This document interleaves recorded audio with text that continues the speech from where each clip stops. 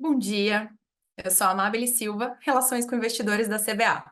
Sejam muito bem-vindos à videoconferência referente aos resultados do primeiro trimestre de 24, que conta com a participação do Luciano Alves, CEO da companhia, e Camila Bell, CFO e diretora de Relações com Investidores da companhia. Informamos que esse evento está sendo gravado e que todos os participantes estarão presentes apenas como ouvintes. Em seguida, iniciaremos a sessão de perguntas e respostas, quando os participantes poderão levantar a mão pelo botão Raise Hand na plataforma para fazer as suas perguntas por áudio, ou enviar as perguntas pelo botão Q&A da plataforma. A apresentação deste evento está disponível no site de Relações com Investidores da CBA, onde também será disponibilizada a gravação do evento após o seu encerramento. Antes de prosseguir, gostaríamos de esclarecer que algumas das informações aqui contidas nesta apresentação podem incluir declarações que representem expectativas sobre eventos ou resultados futuros, que dependem substancialmente de condições gerais, econômicas, políticas e comerciais no Brasil e nos mercados globais, e regulamentações governamentais existentes e futuras, entre outros fatores. Dados operacionais podem afetar o desempenho futuro da CBA e podem conduzir a resultados que diferem materialmente daqueles expressos em tais considerações futuras. Agora, seguindo para a apresentação, excepcionalmente neste trimestre, a parte da apresentação do Luciano, no qual ele comenta sobre os principais destaques do trimestre e overview do mercado de alumínio, foi gravada, pois ele está fora do país em uma viagem pela CBA e, na dúvida sobre a qualidade da internet, fomos cautelosos em garantir a participação dele via gravação. Mas ao final da apresentação, ele estará conosco ao vivo para participar do Q&A. Agora, podemos seguir para a apresentação do Luciano. Bom dia, pessoal. Obrigado novamente pela participação de todos vocês em mais uma videoconferência de resultados da CBA.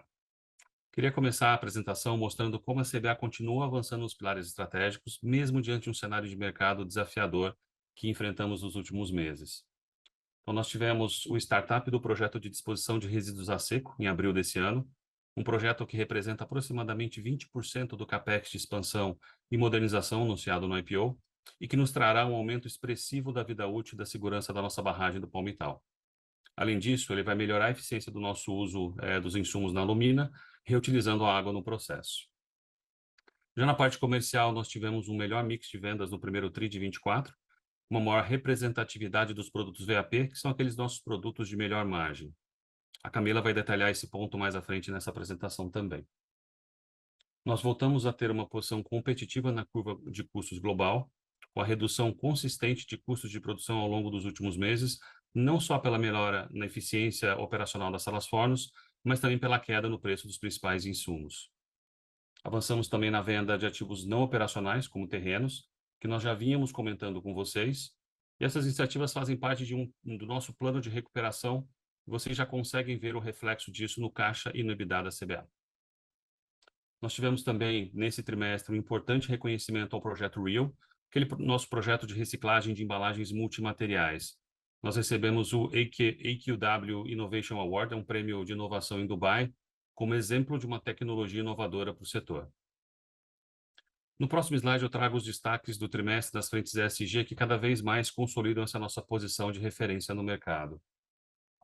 Então, a CBA obteve a classificação A na atualização do rating MSCI ESG, que mede a resiliência das organizações com relação a riscos ambientais, sociais e de governança. Como vocês podem ver aqui no gráfico, a CBA está entre os 33% melhores ratings ESG do setor de metals e mining. Ainda sobre os avanços em ratings e índices, pela segunda vez consecutiva nós ingressamos na A-List do questionário de mudanças climáticas do CDP. É uma organização sem fins lucrativos que administra o Sistema Mundial de Divulgação Ambiental, avaliando e reconhecendo os esforços das empresas que mitigam os impactos ambientais de suas atividades. Acho que aqui vale reforçar que a CBA é a primeira e única empresa de alumínio primário do mundo a receber essa nota máxima na avaliação, reafirmando esse nosso protagonismo no tema. Além disso, a CBA também entrou na lista de 2023 de líderes do Supplier Engagement Rating, sendo reconhecida como uma das empresas de destaque no engajamento a fornecedores e mudanças climáticas.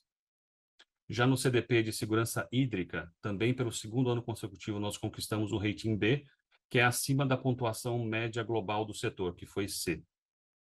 E falando de agenda climática, nesse TRI nós concluímos a elaboração e auditoria do nosso inventário de emissões de gases de efeito estufa e tivemos um importante resultado na refinaria. Então, nós mantivemos a posição de menor emissão de carbono do mundo nessa etapa de produção, de acordo com a ferramenta de emissões da consultoria CRU. Já nas salas fornos, mesmo com aquela instabilidade operacional de 2023, nós mantivemos as emissões dentro do primeiro quartil, com resultado de 3,23 toneladas de CO2 por tonelada de alumínio líquido, o que é aproximadamente 3,5 vezes menor do que a média mundial.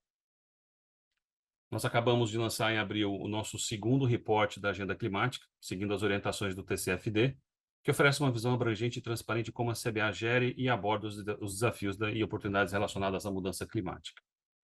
Nós também, em abril, lançamos o nosso relatório anual de 2023, que aborda nossas estratégias, iniciativas e ações para avançar nos nossos compromissos nas metas futuras. E aqui é interessante ressaltar que o relatório anual da CBA de 2022 foi reconhecido pela iniciativa Reporting Matters do Brasil, ficando nos top 10 do ano. Vocês podem encontrar todos esses relatórios no nosso site de RI. No próximo slide, eu vou dar uma visão geral do mercado de alumínio no global e no Brasil também. Muito bem, nesse primeiro TRI de 24, o mercado global ficou superavitário em 472 mil toneladas. Então, apesar dessa desaceleração sazonal na demanda chinesa nos primeiros meses do ano, que é natural por conta do Ano Novo Chinês, o consumo esse ano foi mais forte no primeiro TRI de 24, quando nós comparamos com o mesmo período dos últimos anos. No resto do mundo, a demanda ficou praticamente estável, reflexo das taxas de juros em patamares altos e sem indicação de movimento de queda relevante no curto prazo. Em relação à oferta, nós tivemos o religamento de parte da capacidade fechada na província de Yunnan, na China. O governo local identificou que a demanda por energia elétrica na região estava abaixo do previsto e, por isso, foi possível fornecer novamente energia para a indústria do alumínio, que religou mais ou menos 520 mil toneladas de um total de 1,16 milhão de toneladas que estavam fechadas até então. A volta total dessa capacidade pode acontecer no meio do ano, com o começo do período chuvoso lá na China. Entretanto, vale lembrar que esses fechamentos já vêm acontecendo há anos na China, então existe a possibilidade de nós termos novamente outros fechamentos no período de seca. Essas são operações que nos últimos anos se acostumaram a ligar e desligar a capacidade de produção. Tecnicamente, isso é possível de acontecer, mas não é economicamente saudável para as empresas, pelos altos custos envolvidos nessas operações. Passando para o próximo slide, nós vemos que o mercado superavitário neste TRI refletiu no aumento do volume dos estoques oficiais do alumínio, atingindo 768 mil toneladas, mas ainda assim um valor inferior às 810 mil toneladas do primeiro TRI de 23. Em números de dias, o trimestre encerrou com 54 dias de consumo, em linha com o mesmo período do ano passado, mas superior ao último TRI de 23. As sanções recentes dos Estados Unidos e Reino Unido ao metal russo mudaram a dinâmica dos estoques, né? Então, eles eram, na sua grande maioria, cerca de 90% de origem russa. Entretanto, uma visão mais cautelosa aqui é importante porque o mercado acredita que o trade internacional deve se ajustar, não deve haver grande impacto para o setor. Alguns analistas de mercado acreditam que isso indica um caminho natural para o banimento total do metal russo no futuro, e se isso acontecer, naturalmente poderia impactar de maneira positiva os preços e prêmios do mercado. No próximo slide, eu vou falar um pouquinho sobre a LME e os prêmios, como é que eles se comportaram nesse trimestre. Então, no primeiro TRI de 24, a LME do alumínio teve uma leve alta de 0,4% em relação ao trimestre anterior, encerrando o período com a média de 2.199 dólares por tonelada. Então, apesar dessa estabilidade dos preços no primeiro TRI, esses recentes movimentos de mercado e melhores perspectivas durante o mês de março impulsionaram a LME nas semanas seguintes. Então, nesse mês de abril agora, houve uma forte alta da LME, que chegou a atingir a máxima de 2.654 dólares por tonelada, fechando o mês com um preço médio de 2.498 dólares por tonelada. Com relação aos prêmios de mercado, o prêmio Rotterdam foi o destaque, registrando uma alta em relação ao quarto TRI de 23, e esse movimento é outro indicativo importante de uma possível melhora da demanda regional na Europa e da dinâmica toda do mercado. No slide 9, eu vou comentar um pouquinho sobre o mercado brasileiro. Então, demanda no mercado doméstico foi positiva no primeiro TRI, com destaque para o segmento de transportes, mais especificamente veículos pesados. Como vocês podem ver nos gráficos acima, assim, houve um aumento na produção de caminhões em função da adaptação da nova tecnologia do motor Euro 6, que tem por objetivo a redução das emissões de poluentes de veículos comerciais pesados a diesel. Houve também um aumento na produção de ônibus, reflexo do programa Caminhos da Escola do governo brasileiro, sinalizando uma perspectiva positiva para o mercado de chapas de alumínio no futuro. Já o mercado de tarugos teve aquecido nesse primeiro TRI pela demanda na construção civil, reflexo da queda contínua da taxa de juros no Brasil, um novo ciclo imobiliário liderado pelo programa Minha Casa Minha Vida e investimentos adicionais em infraestrutura. Vale ressaltar aqui que as taxas de juros em termos gerais ainda estão elevadas no Brasil, mas com uma tendência de queda quando comparada com 2023. Já para o setor de eletrificação, Cabos vem recorrentemente apresentando uma demanda positiva, puxada pelo plano de ampliação e manutenção das redes de transmissão de energia no Brasil. Então, no primeiro TRI desse ano foi realizado um primeiro leilão, com um total de 6,4 mil quilômetros de linhas de transmissão, e o segundo leilão está previsto para acontecer em setembro desse ano. Por fim, no prêmio doméstico, o DDP Platts apresentou uma ligeira queda de 3% comparado com o trimestre anterior. Agora eu gostaria de chamar a Camila, nossa CFO e diretora de Relações com Investidores, para comentar sobre o desempenho financeiro da CBA no último TRI. Obrigado, pessoal. Obrigada, Luciano. Bom dia a todos. Vou explicar agora sobre o volume de vendas. No primeiro TRI desse ano, vendemos 120 mil toneladas total de alumínio, 13% mais do que o primeiro TRI do ano passado, principalmente pela retomada das salas Fórmula. Já o volume comparado ao TRI passado foi um pouco menor, seguindo a nossa curva sazonal no ano. O mix de vendas foi ótimo, com mais vendas de produtos de valor agregado em primários, tanto de tarugo, que é destinado principalmente para o setor de construção civil, quanto de vergalhão, que vem com ótima performance seguindo os investimentos todos em conexões de redes elétricas que tem tido no Brasil. Em transformados, foi uma leve queda, e aqui pelo menor volume em folhas, que atende principalmente os setores alimentício e farmacêutico, e que sofreu com o aumento da importação.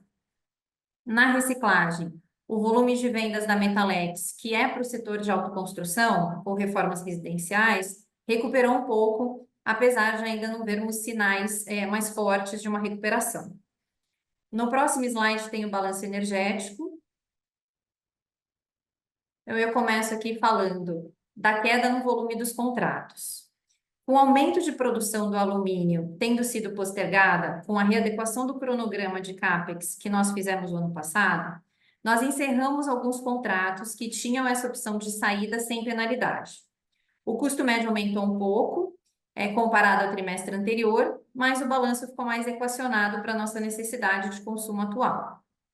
Entrando no custo médio dos contratos, a queda comparada ao TRI anterior continua sendo reflexo de um swap do contrato relevante que nós fizemos em fevereiro do ano passado e que passou a ter correção em dólar no lugar de GPM e IPCA, era principalmente GPM, e reduziu o preço ao longo de 2023 e 2024.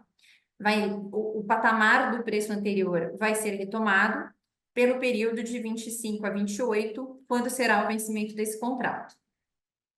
Falando sobre a geração própria, agora o volume ficou estável comparado ao final do ano passado, e a queda, quando a gente compara com o primeiro TRI de 23, ocorreu pela menor afluência hídrica, que impactou a geração principalmente das nossas usinas no complexo Juquiá. Em 23, a afluência hídrica no Brasil foi muito boa, mas atípica. Para fechar esse slide, aqui eu gostaria de lembrar da dinâmica que nós temos sobre energia. Ou seja, que a nossa geração própria de energia é consumida prioritariamente na produção de alumínio líquido, sendo um custo nesse segmento nos nossos demonstrativos, e quando temos energia excedente ao nosso consumo interno, esse volume excedente que é alocado no segmento de energia. Bom, aqui seguindo para o próximo slide, sobre os custos. Nós tivemos no custo médio de produção de alumínio líquido nesse TRI uma redução adicional de 3%, que já tínhamos tido em 23, e o cash cost reduziu na mesma proporção, com uma depreciação que ficou estável.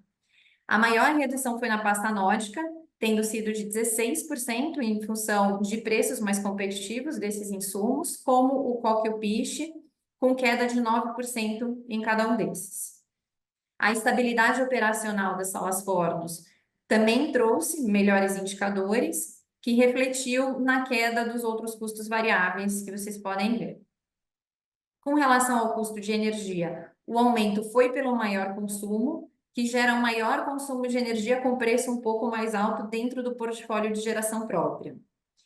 Sobre os custos fixos, o aumento foi pontual pelo cronograma de manutenção concentrado nesse período, E falando de CPV, essa queda de 13% no consolidado da CBA foi reflexo de parte da queda no custo de produção de 23% que eu comentei, considerando que há um lag, né, é um tempo de repasse entre o custo de produção e o custo de venda do produto. No negócio energia, a redução foi em função principalmente do menor volume de contratos e, consequentemente, o menor volume disponível no lado, né, de venda do excedente. Aqui, passando para o próximo slide, a queda na receita líquida consolidada, comparada ao primeiro TRI, foi reflexo tanto a queda no preço médio do alumínio na LME, quanto a apreciação do câmbio, né? A primeira foi de 8% e a apreciação do câmbio foi de 5%, considerando a média desses períodos. Já em relação ao quarto TRI do ano passado, a LME e o dólar ficaram praticamente estáveis, mas a gente teve queda no volume de vendas de alumínio pela sazonalidade, que eu também já comentei. Com isso, tivemos uma recuperação da nossa margem EBITDA consolidada. Aqui sobre o CAPEX, o avanço físico dos nossos projetos e a concentração de desembolso vem em linha com o que temos compartilhado com vocês. Então, desde o IPO e no ano passado, com a redefinição do cronograma remanescente que fizemos. Em 24, a maior concentração está no primeiro semestre, porque os principais projetos em execução estão próximos da conclusão. Esses projetos são a disposição de resíduos a seco e o RIO.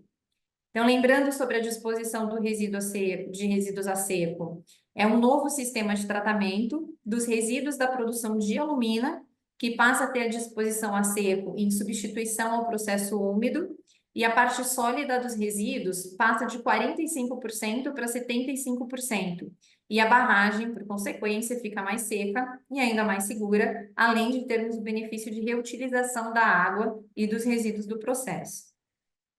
Já o RIO, relembrando, é uma tecnologia desenvolvida e patenteada pela CBA, que permite separar e reciclar o alumínio e o polímero de das embalagens multicamadas.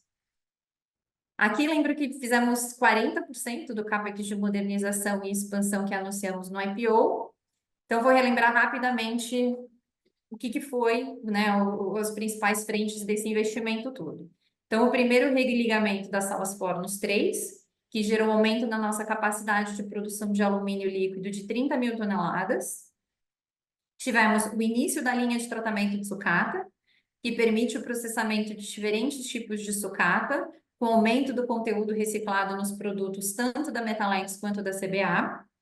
A instalação de um forno Sidewell na Metalex, que aumentou a capacidade de 75 para 90 mil toneladas por ano. E iniciamos também a modernização da tecnologia das nossas salas fornos para redução das emissões e aumento da eficiência energética. Bom, aqui no próximo slide, falando sobre fluxo de caixa livre, nós tivemos no trimestre um consumo de caixa de 278 milhões, principalmente pela concentração do CAPEX que eu comentei. Aqui no capital de giro, tivemos uma série de efeitos pulverizados, incluindo uma redução adicional de estoques e também uma redução no contas a pagar em geral, né? Que essa foi seguindo a sazonalidade de primeiro trimestre para algumas contas relevantes. Continuamos aqui focados na gestão de capital de giro para os próximos trimestres. No próximo slide, vamos falar do perfil de endividamento da CBA.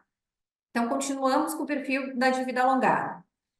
Em março de 24, a dívida líquida totalizou 2,9 bi de reais, o aumento sendo consequência do consumo de caixa e da desvalorização cambial entre os períodos, que teve efeito na variação cambial da dívida e na marcação a mercado dos derivativos.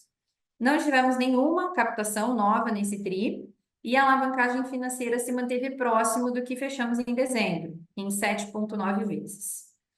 Eu sempre ressalto que não temos covenants, obrigações financeiras atreladas à performance financeira da CBA, e continuamos aqui trabalhando para retomar a alavancagem ao limite da nossa política financeira, que é de 2 vezes.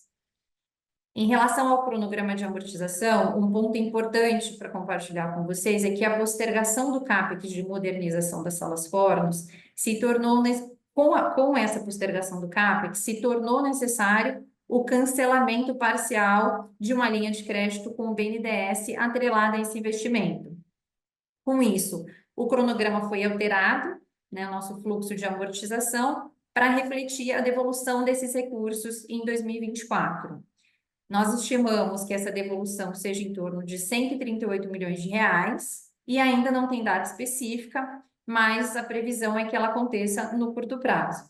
De toda forma, nós estamos com uma posição de caixa robusta para arcar com essa devolução. Aqui, no próximo, reforçando a transparência da CBA, né, ao mercado, eu gostaria de relembrar as frentes trabalhadas desde 2023, ano que foi bastante desafiador para a companhia e que continuamos trabalhando em 2024 para reforçar a resiliência do nosso negócio e fortalecer a competitividade da CBA. Então, quanto ao desempenho operacional, é importante falar que enfrentamos a restabilização das salas fornos e entramos em 24 com essa questão resolvida. Com a produção de alumínio líquido, dentro da normalidade, melhora de KPIs e redução de custos. Falando em custos, vimos desde o segundo semestre do ano passado a queda nos custos das principais matérias-primas que compõem o custo do alumínio líquido e agora estamos vendo o repasse disso no custo de venda dos nossos produtos. Um outro ponto importante é que nós sempre buscamos a otimização do nosso portfólio de produção e de vendas, tendo capacidade de desenvolver projetos customizados e próximos dos nossos clientes, com a participação aumentando, maximizando os produtos VIP aqui no nosso portfólio. Um exemplo é a nossa linha Primora, que tem crescido bastante, com a venda de perfis estudados para médio e alto padrão. Na frente de endividamento líquido, relembrando, em 2023 realizamos um aumento de capital por subscrição privada, mediante a possibilidade de utilização de crédito de dividendos que seriam pagos pela CBA, que reforçou nossa posição de caixa. E nós também fizemos um grande liability management, com novas captações, que também alongaram o prazo médio da dívida, tirando qualquer amortização relevante dos próximos 3 anos. Então, nós só temos amortização relevante a partir de 2027, exceto essa devolução que entrou agora em 2024. O que nos coloca em posição de maior solidez financeira para atravessar esse curto prazo. E, por fim, falando do plano de recuperação, buscamos a monetização de ativos não operacionais, tanto terrenos quanto desinvestimento de ativos não core, que refletiram e refletem em incremento tanto de caixa quanto EBITDA. Nós realizamos o alongamento do cronograma de execução de parte dos projetos de expansão, como eu também já comentei, o que trouxe um alívio, uma redução de desembolsos comparado ao que a gente previa anteriormente, tanto nos anos de 23 quanto em 24, e seguimos com projetos prioritários que já estavam próximos da conclusão e estão próximos da entrega. E seguimos trabalhando no programa de gestão de competitividade. Aqui nós temos centenas de iniciativas executadas em todos os negócios. Bom, aqui no nosso último slide, estamos chegando ao final da apresentação. Eu gostaria de finalizar com a visão de alguns dos fundamentos que norteiam o nosso futuro. Nós temos uma matriz renovável de energia, bastante competitiva, que sustenta a longevidade da CBA, além de nos deixar bem posicionados na curva de emissões e, consequentemente, bem posicionados para aproveitar todos os benefícios da transição energética, com potencial monetização de prêmios verdes atrelados a isso. Nós temos um pipeline robusto de projetos para retomar um crescimento futuro, quando for o momento, com retornos atrativos, inclusive pelas sinergias na operação atual, sempre aprimorando ainda mais aspectos de sustentabilidade do negócio, além da gestão da produtividade. Continuamos focados nas frentes de inovação e soluções de coengenharia para desenvolver novos produtos, sempre agregando valor e atender especificidades dos nossos clientes. Como ponto de atenção aqui, temos o compromisso da China com o capacity cap de produção de alumínio líquido, de produção de alumínio dentro da China, que está se aproximando, o que pode também oferecer oportunidades para a indústria do alumínio como um todo, pois o mercado tende a ficar mais apertado ou balanceado, ou até deficitário, com o cumprimento desse compromisso. O mercado tem mostrado sinais de recuperação na demanda e tendência adicional de queda nos insumos, mas precisamos acompanhar a sustentação disso ainda. E, por fim, conflitos geopolíticos e comerciais aqui estão sempre influenciando a dinâmica da nossa indústria. Muito obrigada pela atenção de todos e todas, e agora eu passo a palavra para a Amabile, pois daremos início ao Q&A. Obrigada, Camila. Bom, agora iniciamos a sessão de perguntas e respostas, e lembrando a todos os participantes presentes que, para fazer suas perguntas, basta levantar a mão pelo botão Raise Hand da plataforma ou enviar suas perguntas diretamente pelo chat, pelo botão Q&A. E temos aqui uma primeira pergunta. A primeira pergunta vem do Edgar Souza, do Itaú BBA. Por favor, Edgar, pode prosseguir.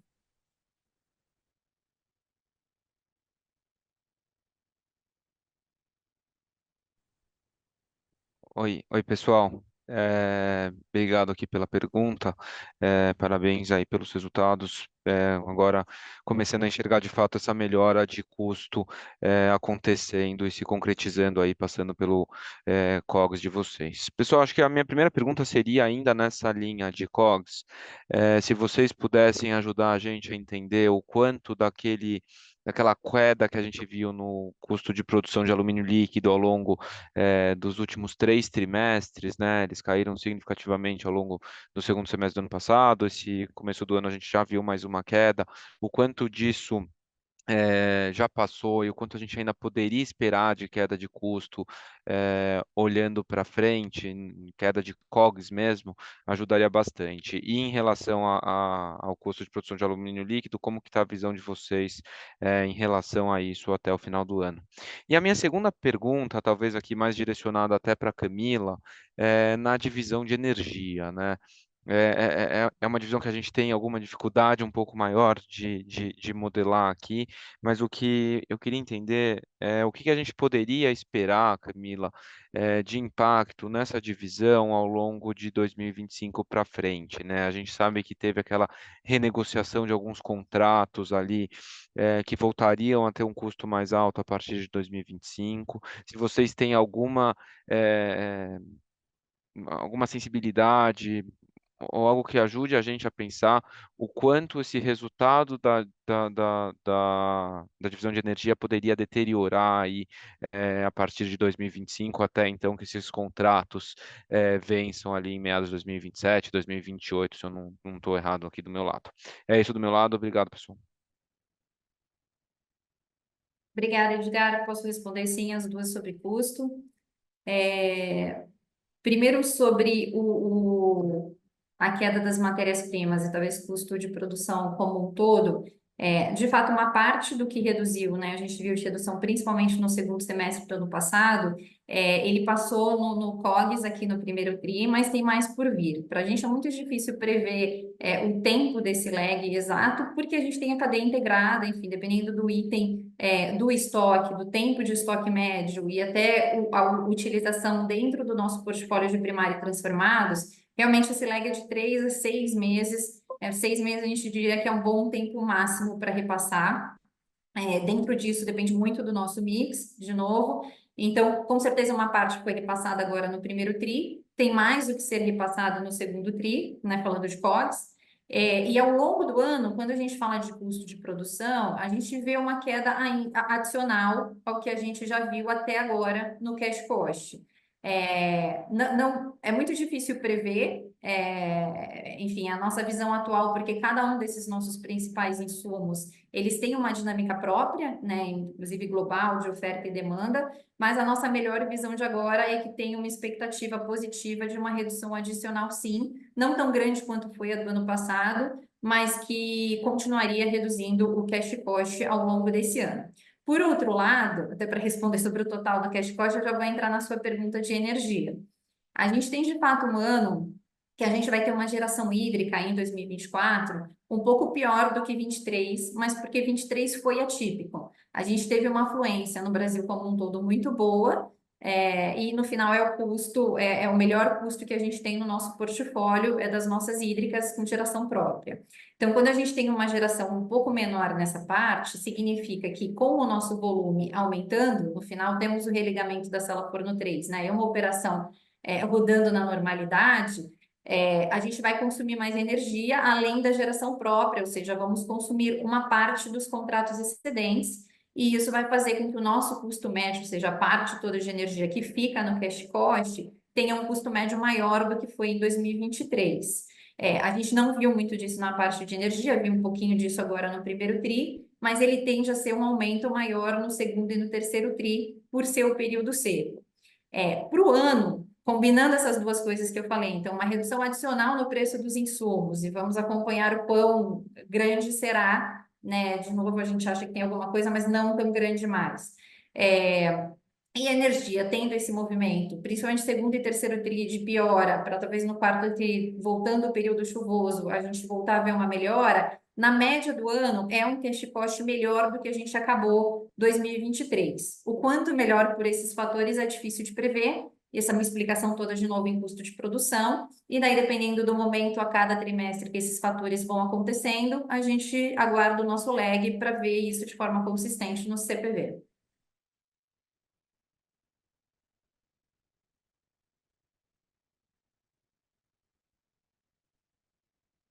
Ficou claro? Super claro, Camila, obrigado. Imagina. Obrigada, Ed, pela pergunta. Temos mais uma pergunta aqui, vem do Guilherme Nips, da XP Investimentos. Por favor, Guilherme, pode prosseguir. Bom dia, pessoal. Obrigado pela oportunidade da pergunta também. Eu tenho duas perguntas aqui do nosso lado. Primeira pergunta é se vocês puderem nos passar alguma atualização com relação à expectativa de venda das operações de níquel. E a minha segunda pergunta é se vocês poderiam também nos passar um outlook com relação a preços, principalmente no mercado interno, expectativa para vocês com relação ao segundo trimestre de 2024 e também sobre prêmios, né, nesse contexto de preço de alumínio aí próximos a 2.500, né, e ainda com uma operação mais ajustada e custos mais normalizados. Então, essas são minhas duas perguntas aí. Obrigado. Talvez eu possa puxar essas, Camila. Obrigado, Guilherme, pelas perguntas. Bom, falando especificamente do níquel, a gente está naquele, vamos dizer, nas condições precedentes, né? Cumprindo as condições precedentes, a gente espera ter isso concluído, assim, nos próximos meses, tá? Então, na prática, tem uma expectativa nossa de tentar fazer isso mais rápido, mas a gente sabe que também nesses processos, às vezes você demora um pouco mais, porque não depende só de nós, né? Depende de você ter essas condições sendo feitas não só entre as duas partes, mas também às vezes com alguma licença, coisas do gênero que tomam mais tempo do que a gente imaginava, tá? Mas do nosso lado, seguindo para tentar fechar isso o mais rápido possível. Falando de preços, acho que a gente teve um movimento agora muito positivo, né, do preço nesse último mês, nessas últimas semanas, vamos dizer assim, influenciado, claro, pelo que aconteceu com o metal russo, né? Então, Estados Unidos e Europa e Inglaterra, desculpa, colocando de fato um banimento formal em relação a esse metal, mas não é só isso, tá? Acho que também existe um sentimento de melhora de demanda que a gente consegue enxergar em alguns mercados. Tem também uma melhora expressiva nas posições financeiras, né? As posições long e short da LME que mudou nessas últimas semanas, estão muito mais long agora do que short. A gente ficou vários meses com a posição mais short do que long, então isso acabou também influenciando o preço um pouco para baixo. Enfim, mas se tudo isso de fato se mantiver e com essa perspectiva talvez de uma melhora, ainda não é uma melhora expressiva, tá? Mas uma melhora, pelo menos uma melhora do sentimento ou melhora da visão em relação à demanda futura, você tem uma condição para a gente continuar tendo preços, vamos dizer, nesses patamares ou mais favoráveis daqui para frente, né? E como consequência, prêmios também. Então, na prática, os prêmios hoje ainda não vou dizer, não mexeram tanto, ou seja, você não teve um impacto de tudo isso que eu acabei de comentar especificamente em cima dos prêmios, mas é natural que se o mercado continuar desta maneira, com uma melhora de demanda, ou pelo menos com melhora do sentimento de demanda, você tem uma melhora de prêmios também, tá? Mas, de novo, para a gente ter essa melhora de prêmios, a gente precisa de vamos dizer, de uma sinalização um pouco melhor dessa demanda.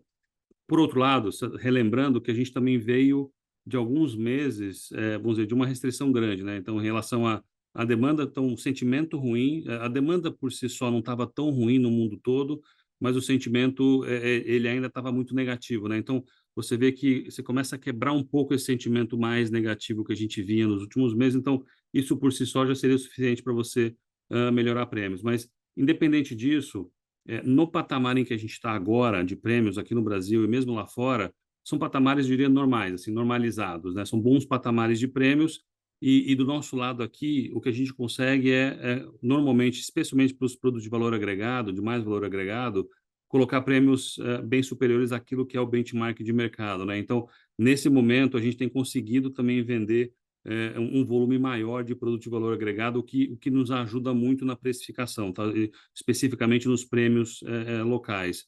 Então é isso, Guilherme. Quer dizer, assim, aparentemente tem uma perspectiva melhor, tá? Mas eu só seria um pouco mais cauteloso, esperando um pouco mais sinais mais fortes em relação a essa demanda, mas dá para dizer que a gente passou aquela fase mais difícil ou a fase de um sentimento mais negativo em relação ao mercado, tá? Então isso por si só já ajuda bastante o mercado.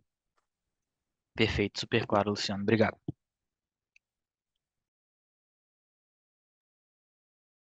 Obrigada, Guilherme. Temos mais uma pergunta aqui. A próxima pergunta vem do Stefan, do Citibank. Por favor, Stefan, pode prosseguir. Bom dia, pessoal. Obrigado por ter a minha pergunta. Luciano Camilo Amabile. Retornando um pouquinho na parte de energia, vocês comentam aí da redução de 60 megawatts. Queria que vocês pudessem dar um pouquinho mais de cor em relação a essa redução dos contratos de longo prazo. Se foi apenas por postergamento do religamento das salas Fornos 1, e se a gente pode esperar esse patamar mais baixo de contratos vindo para frente. E a segunda pergunta seria um pouco em relação ao capital de giro, o que a gente pode esperar em relação ao capital de giro nos próximos trimestres. Muito obrigado. Legal, posso seguir com essa, Stefano. Obrigada pelas perguntas. Primeiro sobre energia, nós de fato decidimos sair antecipadamente de alguns contratos e a nossa decisão, em função de ter um aviso prévio para não ter custo, já foi tomada. Teve uma redução agora no primeiro TRI e tem uma redução adicional no segundo TRI. Então, a gente deve sim ficar com essa parte do volume de contratos um pouco abaixo dos 100 megawatts médios. Então, foi uma decisão, né, de saída desses contratos com essa opcionalidade, e sim, a decisão foi tomada agora em função da readequação do CAPEX. Então, enfim, a gente não precisa ficar rodando o portfólio com um excedente desse tamanho, e quando a gente decidir retomar, né, as salas Fornos ou, enfim, qualquer investimento que exija um consumo maior de energia, além do que a gente tem, a gente continua monitorando o mercado, entende que tem oferta competitiva, né, através de diferentes formas, investimentos ou PPAs, e a gente não precisa manter isso no nosso portfólio enquanto custo, então por isso que não vai voltar, né? Foi uma decisão de saída e a gente rodaria com um volume um pouco menor mesmo de contratos. Sobre o capital de giro, a gente tem falando de FCL até, a gente teve um CAPEX concentrado nesse TRI, e no segundo TRI a gente continua tendo relacionado aos pagamentos dos dois projetos que a gente chega praticamente na conclusão deles, né, que é o RIO e Filtro Prensa.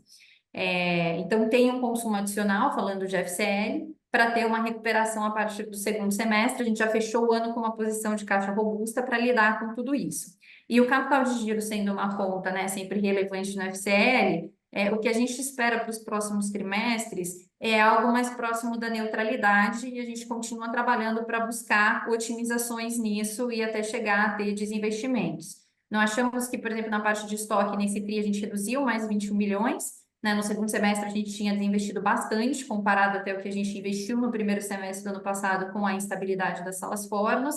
E agora, tendo otimização de consumos específicos, a gente consegue ter, enfim, um capital de giro aí em algumas contas um pouco mais justos, mas sempre mantendo a segurança da nossa operação. Por isso que eu digo que não tem muito espaço mais para esse lado, mas tem outras contas relevantes que a gente constantemente trabalha. Então, o risco sacado, contas a pagar, a receber, a monetização dos nossos créditos fiscais, e isso a gente tem atuado fortemente para trazer novas oportunidades nos próximos trimestres. Tá claro, muito obrigado. Imagina. Obrigada, Stefan.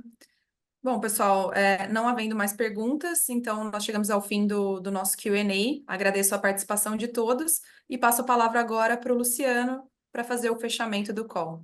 Obrigada a todos, bom dia. Obrigado, Amabile. Obrigado, pessoal.